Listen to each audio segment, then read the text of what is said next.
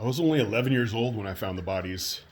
I saw some older kids with guns, and I was like, whoa, older kids with guns, how cool. And I was 11 years old at the time, and they said, hey, climb up on the roof and throw them down. And I was like, throw what down? So I climbed up on the roof. When I got up on the roof, I looked and I saw tons of dead birds. Like, they saw a whole flock of pigeons and some other sparrows and stuff, and they shot them all, and some of them were in different stages of decomposition, so they've been there for a long time. One was alive, and it was like flapping his little wing, and I felt sorry for it. And I came from a hunting family, and my grandpa always told me, if you kill it, you eat it. And I wasn't into killing a lot of things, but when we did, we ate them. Okay. So I grabbed this one. I was heartbroken. I was like, wait till I tell my grandpa and y'all. And I like shoulder bumped my way past them. I didn't even care. They can beat me up. And I went home. And my mom had read an article about the Wildlife Care Center. So she took me and this pigeon down there. And Jan White, the director at the Suisun Wildlife Care Center, said, you're too young, but you know what? You're so passionate. Do you want to volunteer here? And I was like, hell yeah. So I volunteered there for 4 years, and I learned so much about wildlife conservation.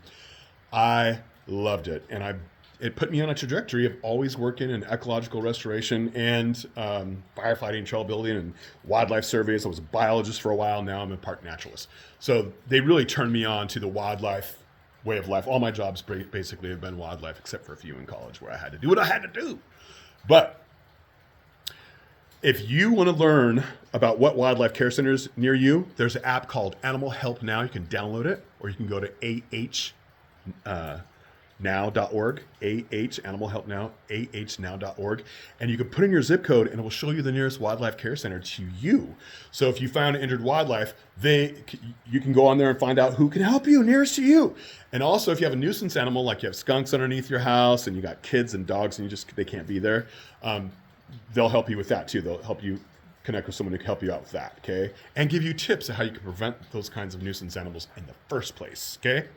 So also just remember that if you find a wild animal, it doesn't want to be in your selfie. It doesn't want to sit in your lap in your car.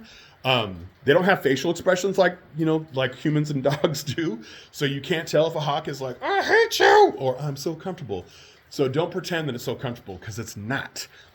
With a bird, if you see an injured bird, if you put a towel or a blanket over its head, it can't see, and you can put it in a box, and then put the box in place quiet, warm, and safe until you can get it to a wildlife care center. Okay, same with mammals.